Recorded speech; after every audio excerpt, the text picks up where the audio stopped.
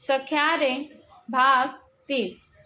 नमस्कार मित्रांनो, चॅनलवर नवीन असाल किंवा आतापर्यंत सबस्क्राईब केले नसेल तर प्लीज सबस्क्राईब करा ही विनंती। कथेचे सर्व भाग प्लेलिस्टमध्ये आहेत, कृपया पहा।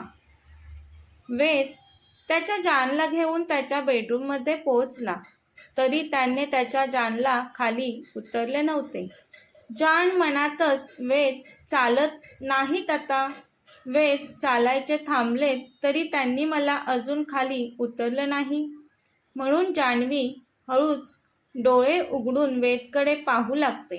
वेद तिच्याकडे पाहत असतो आणि गालातच हसत असतो। तशी जान्हवी पटकन डोळे मिटून गच्च आवळून घेते। थोडं घाबरल्यासारखी असते जान। तिच्या पापण्यांच्या दाट केसांची हालचाल वेद पाहत असतो। तिला उचलून घेऊन अजूनही शांत उभाच असतो तो। जान्हवी थोडं लाजतच डोळे गच्च बंद करूनच वेदला बोलते, अहो मला खाली सोडा। किती वेळ झाला तुम्ही असं उचलून घेतलं आहे मला। तुमचे हात अवघडून दुखतील। वेद जानला बोलतो, आता तू आहेस ना, मग मला कसलं टेन्शन। माझे हात दुखले तरी तू आहेस ना माझ्या हातांची मॉलिश करून द्यायला। तशी जान्हवी आणखीनच लाजते। ईश्श बोलतच ती तिच्या आहोंचा शर्ट पकडून त्यात तिचे तोंड लपवू लागते। अहो सोडा ना खाली मला। वेद बोलतो, नाही सोडणार, जा मग काय करशील। अहो असे काय करताय। आणि जान्हवी आता स्वतःच उतरू लागते। अगं हो जान, उतरते तुला, मी असाच घेऊन नव्हतो बसणार। किती घाई करते। जान आता खाली उतरून वेद समोर उभी असते। आता तिचा चेहरा थोडा काळजीने गंभीर होत जातो। ती थोडा वेदपासून बाजूला होऊ लागते। वेद त्याच्या जानच्या समोर जात तिला काळजीने विचारतो, जान काय झालं, असा का चेहरा झाला तुझा। अहो मला ना खूप भीती वाटते। बाबांना कळेल मी रूममध्ये नाहीये तेव्हा त्यांना धक्का बसेल, त्यांना त्रास होईल। आईही आजारी आहे। मला बघून तिची तब्येत थोडी बरी होत चाललेली तर लगेचच मी तुमच्यासोबत आली आता। माझी आई माझी खूप काळजी करत असते आणि आईला समजले मी रूममध्ये नाहीये, त्या धक्क्याने ती पुन्हा जास्त आजारी झाली तर। अहो मला या विचारानेच खूप भीती वाटत आहे। वेद जानच्या थोडं आणखीन जवळ जात तिचा हात हातात घेत त्याच्या जानला धीर देत बोलतो, जान मी आहे ना, तू बिलकुल टेन्शन नाही घ्यायचं। जान तुझं सर्व टेन्शन माझ्याकडे सोपव आता, तू फक्त हॅपी राहायचं। एवढं सुंदर रूप तुझं आणि ते असं काळजीने कोमेजलेलं मला नाही आवडणार जान। निदान माझ्यासाठी तरी तुला हॅपी राहावं लागेल। राहशील ना जान तू हॅपी। वेद तिच्या डोळ्यात पाहून बोलतो, तू अशी चेहरा पाडून बसली तर माझंही कशात लक्ष नाही लागणार। वेद तिच्याकडे पाहत असतो आणि तीही त्याच्याकडे। जानचे लाल सुंदर ओठ पाहून त्याचे ओठ रुंदावतात। तो आता स्वतःला कंट्रोल करूच शकणार नव्हता। वेद क्षणाचाही विलंब न लावता त्याच्या जानच्या ओठावर त्याचे ओठ टेकवतो। तशी जान शहारते। ती थोडी मागे जाते आणि वेदकडे पाहू लागते। अहो काहीतरी बोलणारच तर वेद त्याच्या दोन्ही हात तिच्या डोक्यामागे नेतो तसा तिचा चेहरा थोडा वर होतो। जान्हवी वेदकडे पाहू लागते। वेद तिच्या कपाळावर, गालावर, डोळ्यांवर, संपूर्ण चेहऱ्यावर किस करू लागतो। जान्हवीलाही वेदचा स्पर्श सुखावून टाकतो। त्याचा स्पर्श तिला हवाहवासा वाटू लागतो। आता पुन्हा वेद जान्हवीचे ओठ त्याच्या ओठांच्या ताब्यात घेतो। त्याची जान्हवी त्याला साथ देऊ लागते। तो तिला हळूवार किस करू लागतो। पहिले हळूवार किस करतो, नंतर त्याचा स्पीड वाढतो। तो त्याच्या जानला आता पॅशनेटली किस करू लागलेला। जान्हवी त्याला त्याच वेगाने साथ देऊ लागलेली। खूप वेळेपासून दोघेही एकमेकांना डीप किस करत होते, त्यामुळे जानचे श्वास जड होऊ लागले। तशी जान वेदला तिच्या दोन्ही हातांनी थोडं दूर करू लागली। मग वेदही भानावर एक थांबतो। जान मात्र खूपच लाजू लागली। ती तिथून पळून जाऊ लागते। तसा वेद तिचा हात पकडून तिला जोरात ओढून त्याच्याकडे घेतो. ती त्याच्या भारदस्त छातीवर त्याच वेगाने आपटते. त्यामुळे तिचे काही केस तिच्या चेहऱ्याभोवती येतात. तो जान, कुठे चालली तू, बोलत तिचे केस हळूवार तिच्या कानामागे टाकू लागतो. जानला नेहमीपेक्षा आज खूपच लाज वाटत होती. तिला चेहरा कुठे लपवू आणि कुठे नाही असं झालं होतं. आत्ताच त्यांनी एकमेकांना किस केली होती.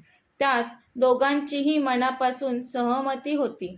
त्यामुळे दोघांच्याही चेहऱ्यावर तो आनंद भरभरून वाहत होता. जसं की नदी समुद्राला जाऊन मिळाल्यासारखं वेदला त्याची जान मिळाली होती. जान लाजतच बोलते, अहो, मला झोप येत आहे, मला झोपायचं आहे. मग वेदही त्याच्या जानला समजून घेत बोलतो, आय कॅन अंडरस्टँड जान. सॉरी, मी तू आल्यापासून तुला असं उभं करून ठेवलं.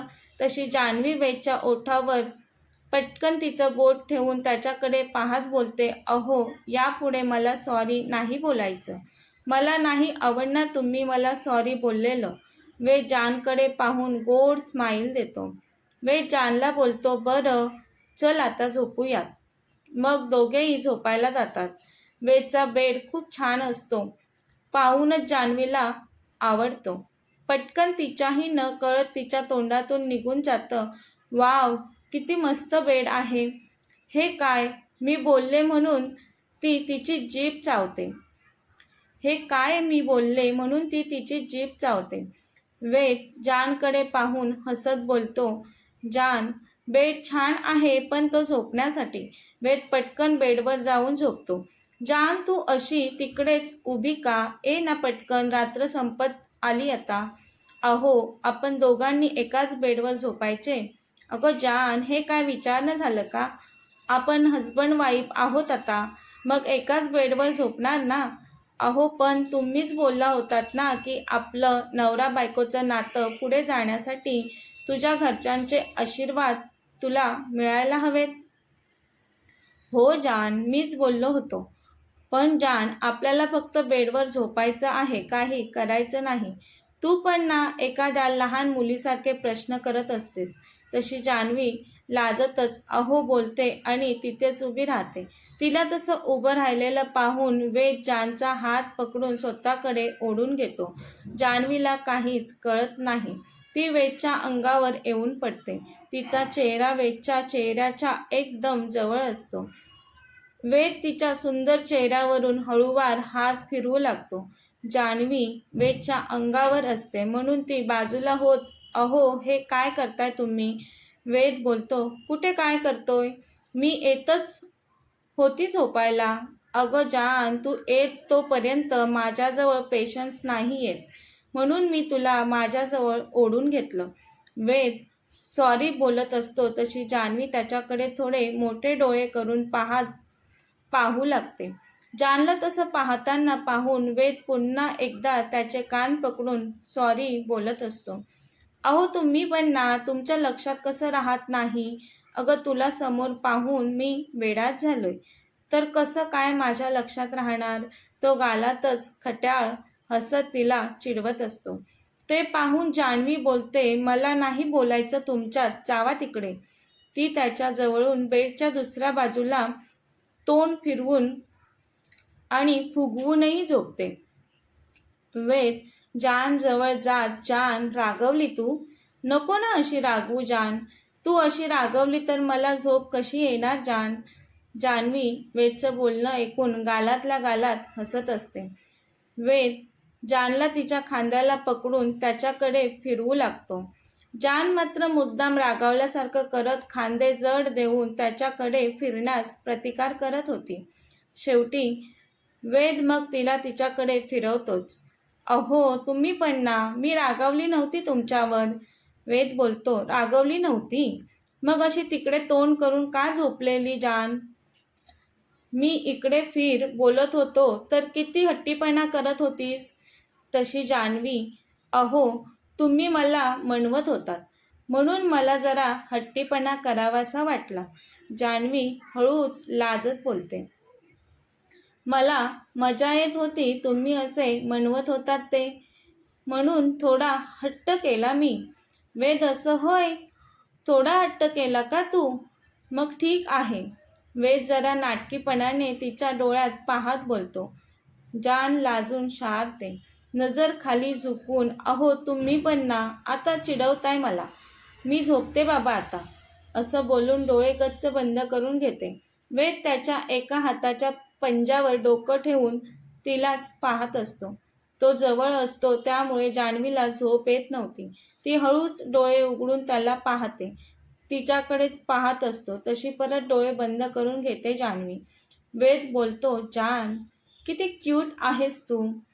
गाल फुगल्यावर आणखीनच क्यूट दिसतेस जान तू. तुझे हावभाव तुझ्यासारखेच क्यूट आहेत. जान डोळे उघडत नाही म्हणून वेद बेडवर झोपतो. पण बाजूलाच त्याची जान होती त्यामुळे त्याला तिला मिठीत घेऊन झोपायचं होतं. पण ती तर बेडच्या दुसऱ्या बाजूला तोंड करून झोपलेली. शेवटी वेद जानला स्वतःकडे ओढून त्याच्या एका हातावर घेतो. ती झोपू द्या ना मला असे बोलतच असते तर वेद तिला त्याच्या उबदार मिठीत घेतो आणि तिच्या केसातून हळूवार हात फिरवून त्याच्या जानला कुरवाळू लागतो. जानलाही वेदचा स्पर्श आवडत होता.